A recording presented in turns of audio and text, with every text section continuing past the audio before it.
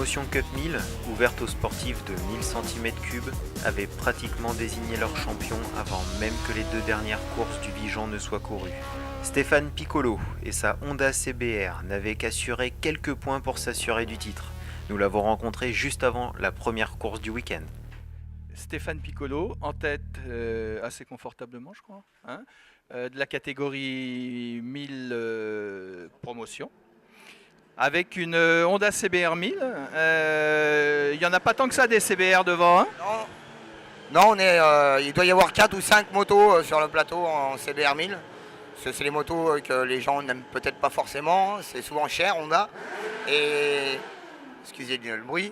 Et c'est vrai que ces machines-là sont beaucoup plus confortables que les anciennes, donc les gens ne s'y sont pas forcément faits. Donc c'est les machines qui sont plus répandues.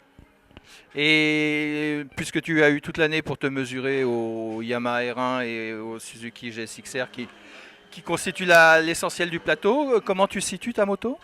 Alors moi je pense que cette machine-là est d'excellent niveau.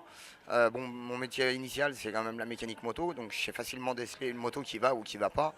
Et typiquement chez Honda on fait souvent beaucoup de motos de cross, et ça c'est un 1000 de cross un petit peu, il n'y a pas grand chose en dessous, par contre au-dessus il y a beaucoup. C'est assez spécial à piloter, par contre c'est une très très bonne moto. On peut s'en apercevoir quand on est sur la piste, que ce soit les R1, 1000 GSX-R ou ZX10R. J'arrive largement à les suivre, alors que moi j'ai juste un débridage dessus, un silencieux, j'ai aucune préparation. Et c'est vrai que la moto est très très efficace par contre.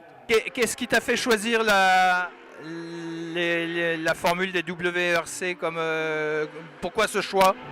Alors moi j'aimais beaucoup l'ambiance du championnat de France d'endurance parce que c'était rigolade, il y avait beaucoup de monde qui était super sympa, tout le monde se voit dans les paddocks. Et j'ai un collègue qui est commissaire technique ici qui m'a dit si tu viens là-bas, tu vas retrouver un petit peu l'ambiance que tu as connue auparavant. Et donc du coup je me suis engagé je voulais m'engager que sur une course. Puis j'ai dit allez finalement je vais faire le championnat complet et puis finalement j'arrive là et je me retrouve devant, donc c'est très très bien quoi. Et l'ambiance c'est vraiment quelque chose de décisif. Ouais, quand on fait de la moto, il faut prendre faut prendre les situations comme elles viennent, mais il faut surtout pas se prendre la tête.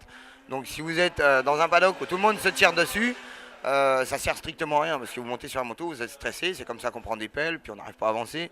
Moi, il faut que je roule détendu. Et là, je roule très détendu parce que justement, il y a une bonne ambiance, tout le monde s'entend bien, alors que c'est pas le cas dans tous les championnats en France et autres, hein, bien sûr. Tes concurrents les plus directs, ils sont à combien de points ? Le concurrent le plus direct, c'est Jacques Maty. Il a 46 points derrière moi. Hein. Donc tu as une petite marge. C'est assez confortable, on va dire. Bah écoute, on te souhaite quand même bonne chance.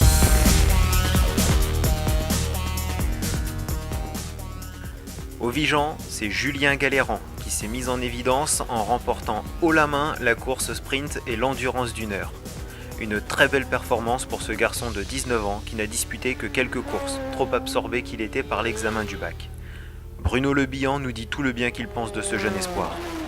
Et le pilote qui gagne aujourd'hui, tu l'as vu, tu as pu juger de son pilotage, sa rapidité ? Ouais, le pilote, je le connais depuis l'année dernière, Julien Galérand.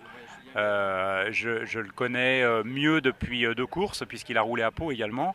Et déjà l'année dernière, j'avais pu donc faire une approche de ce jeune qui est certainement très doué et qui a une simplicité et une intelligence un petit peu exceptionnelles.